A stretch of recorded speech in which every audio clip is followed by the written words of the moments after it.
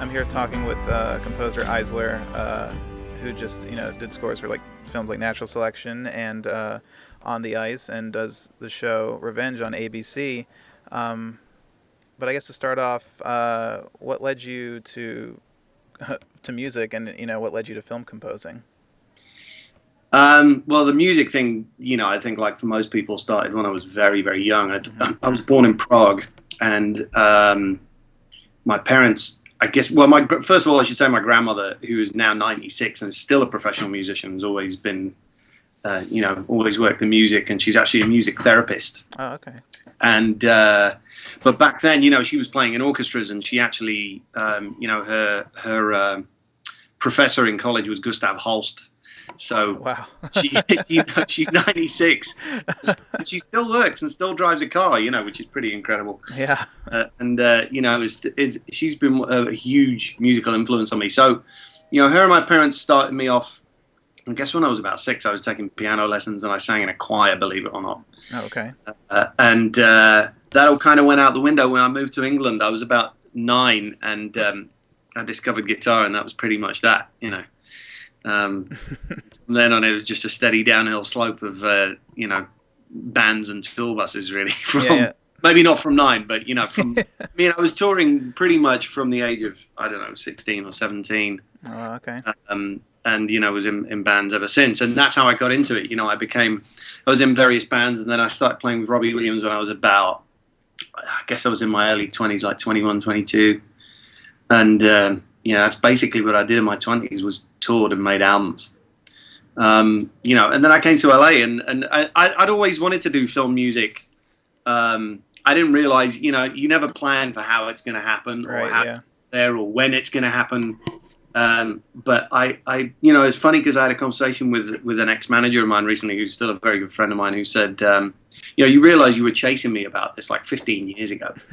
We're constantly going, get me a film, get me a film, get me a film. And I had no idea how to score a film. I just thought it'd be, something I wanted to do, because I always thought of music in terms of images. I know that sounds sort of weird, but that's ever since I was a kid. I would listen to Beatles albums and, whatever. I always saw images to it. I was always making my personal little videos. Oh yeah, I mean that's how, because I'm not a musician. I thought were abhorrent, but but to me, were sort of quite inspirational, really. Yeah, because I'm not a musician, and I write and I edit and direct, but it's all music is what got me interested in film, because it just stimulates your mind, creates images. So that's how.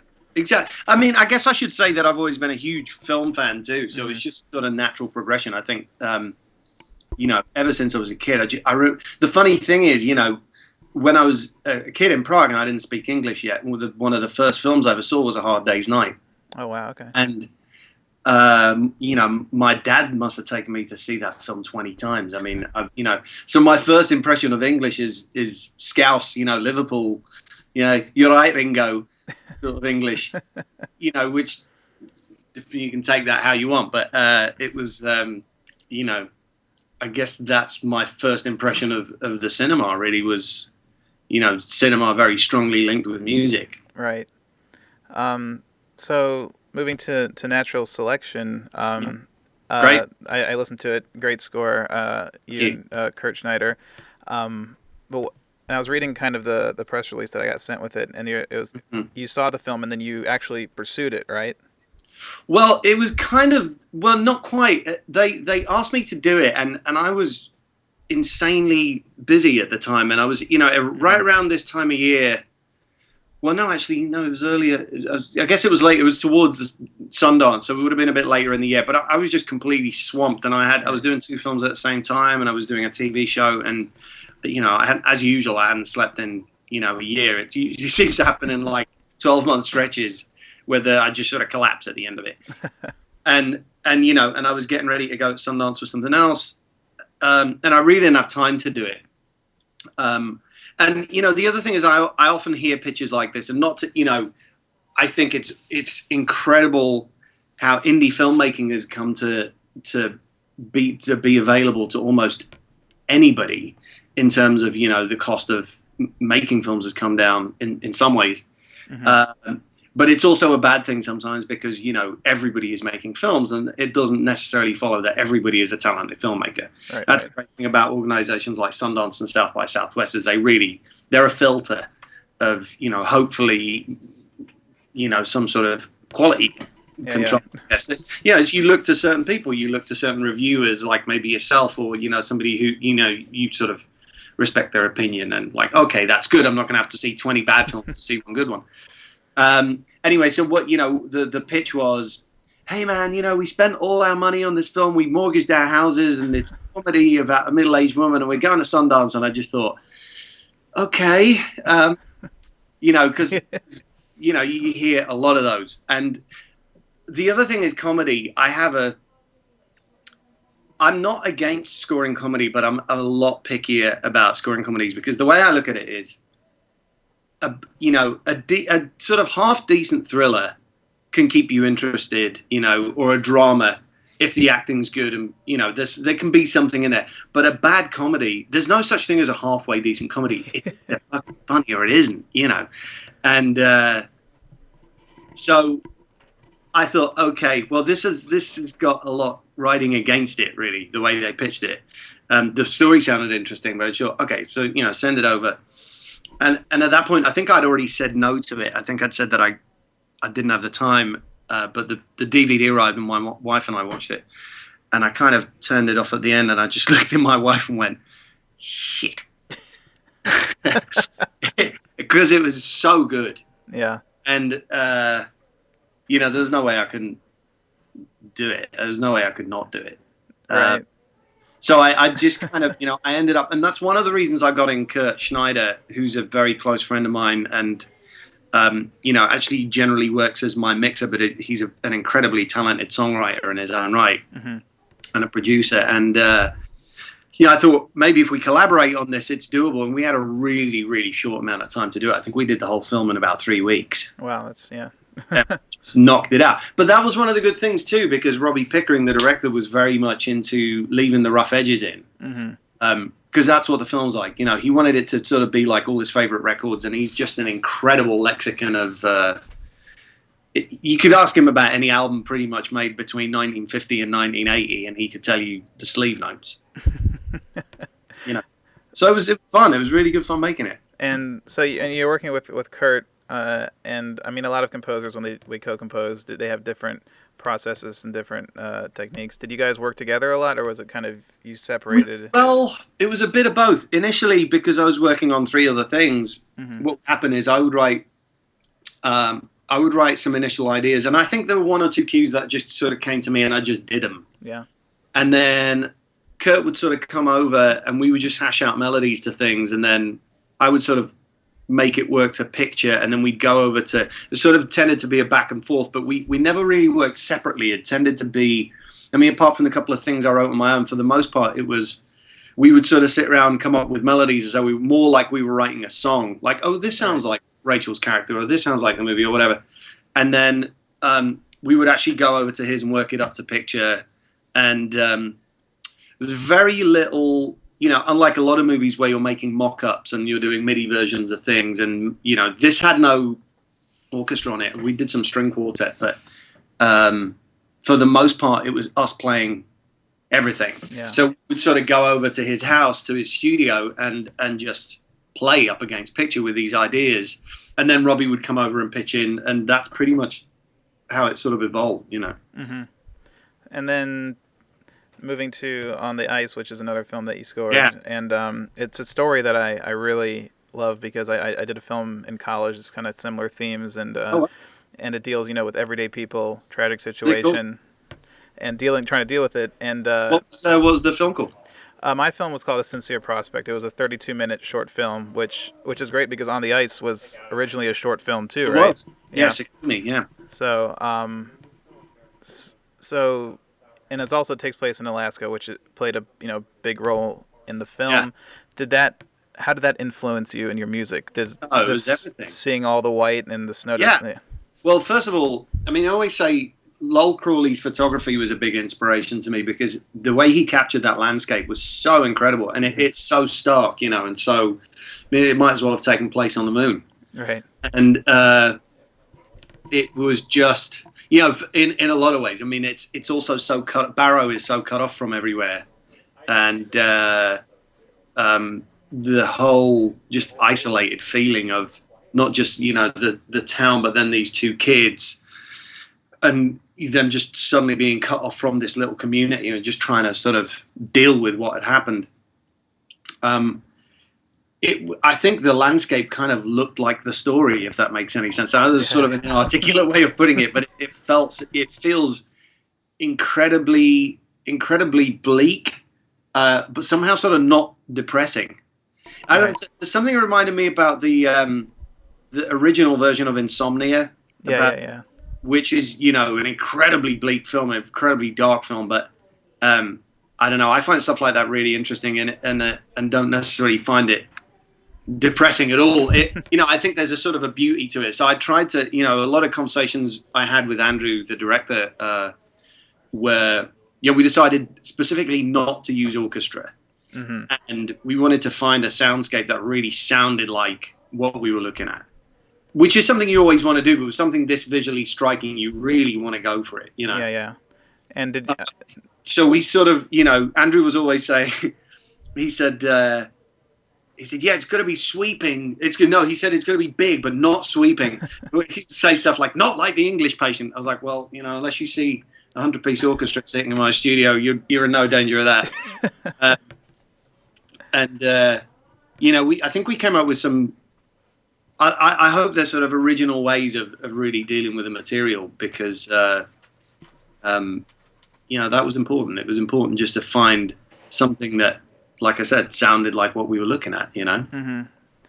And since Andrew, I mean, he did the short film and then he wrote and directed this film. So clearly that story has been in his head for years and years and years. Did he have a real big idea? Did you guys look at the music from the first film, or did he want a completely different soundscape? In fact, one of the fun things about it was we came into this film with very few preconceived notions about what the music should be. Mm-hmm. And that's a luxury I don't often get. most films I get are temped. Yeah. Some well, some not so well. And, there are times when you're cranking something out, like, for instance, right now it's pilot season and I'm doing a pilot as well as this other show. And, at that point, temp can help, because you might have a couple of days to crank something out. You need to know specifically what the director and the producers like. There needs to be a shorthand, particularly if it's people you haven't worked with before. But, we had a bit of time on the ice. It wasn't a crazy amount of time, but it was, maybe 6 weeks. Okay. Just, I guess, still pretty short for a movie, but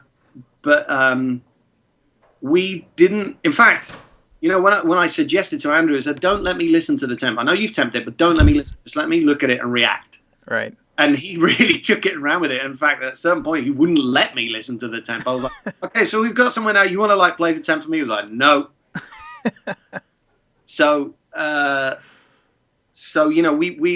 don't think we ever listened to the temp. We certainly never listened to the music from the first one. I guess I'd seen the short a couple of times when I first heard about the project, and I heard about the project a long time ago through friends at Sundance. But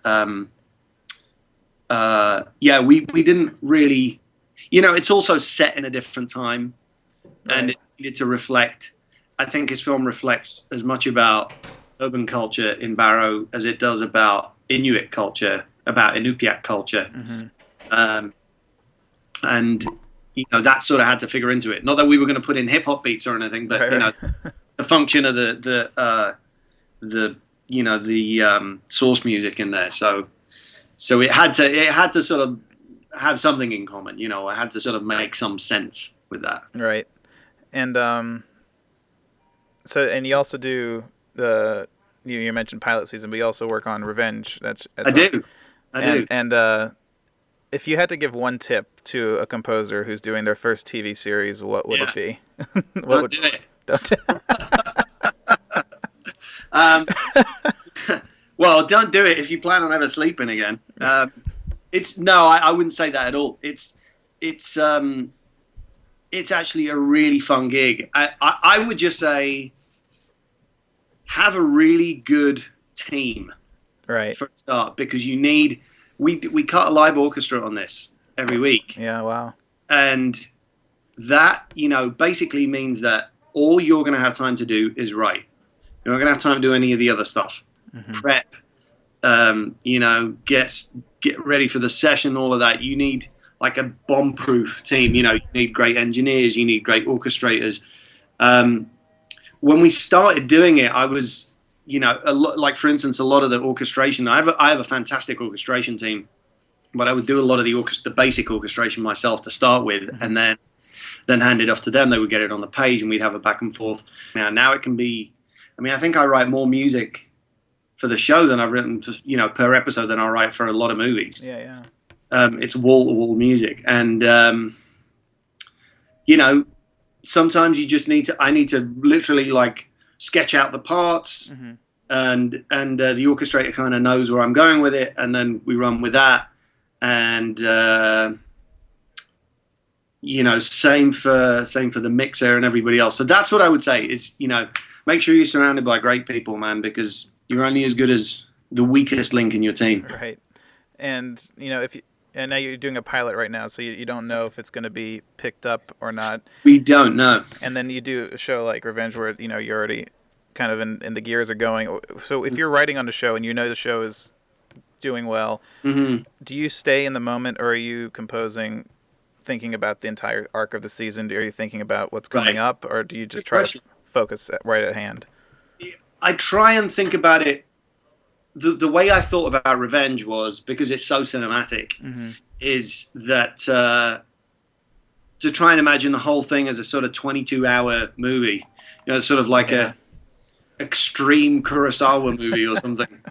And in some ways, I thought about that because the main thing in Revenge is really a central theme. It's not so much, it could point to any number of the characters, but it's really about the show, and I guess the heart of the show is Emily Van Camp's character, and Victoria Grayson.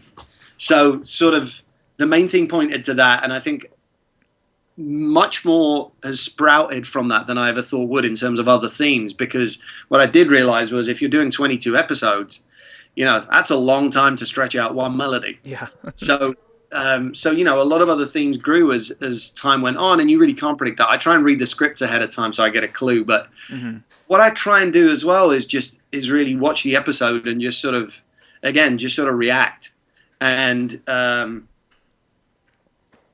I wanted there to be something really old-fashioned about the score at the same time as, there is some programming in it, and it certainly has modern elements. The orchestral side of it is very much in the sort of Bernard Herrmann world, and I wanted it to have this noir-y sort of element to it. And that's something that Philip Noyce, Mike Kelly, and I sort of toyed with a lot at the beginning, is just sort of how the show would sound. And, there are all these different ideas being bandied about. And in the end, ultimately, it's about what you're looking at on screen. Right. The first thing that I remember, one of the first shots in the pilot is this shot of Emily Van Camp walking past this sort of ice sculpture at this engagement party, in like a flowing red dress. And it's this sort of Grace Kelly moment, where it's the whole party. It's, it's everything so epic and lush. And it really sort of does have something in common with sort of, older movies. And I can't remember one, what was it? Some reviewer called it something like it was, I think he said it was Douglas Sirk for the Prozac generation. Thanks. But it's kind of, it certainly has an element of sort of sweeping 40s, right, 40s, 50s, 60s music about it in that sense. And which is I'm going to kind of finish. I like to wrap up by asking composers questions, which kind of ties into you're talking about these vintage scores. If you could compose any film ever made, with no disrespect to the original composer, right, what film would you choose? Well, why that's a difficult question, right? Because your favorite films and your favorite scores, you wouldn't touch them. Exactly. The people are like, I wouldn't touch them. But I wish I had written the score to Psycho or to Taxi Driver, but God forbid I would touch them. I mean, but what movie you'd love to just take a crack at it? You're like a playground kind of just experiment with the characters. Heat would have been really fun. Oh yeah, yeah. You know, again, there's great score on there, but you know, I think that's one of my favorite films. Yeah, I mean, look, in an ideal world, sort of, but it's such a bizarre question to answer, because it's like, well, shit, I would have loved to have had a go at The Godfather, but you know, what if we didn't have the Godfather theme and I'd come up with like, you know, it's like, oh man, that film would have been really good if that guy hadn't fucked up the score. Well, yeah. Well, if you did that, then Yeah, not so good, right? yeah. All right. Well, that's a good answer. But I'm out of questions for you. But thank you so much. No, it was lovely to talk to you, mate. It was nice. I hope we get to do this again sometime. I really enjoy your work. It's really good stuff. So keep it up. Thank you very much. All right, well, good to talk to you.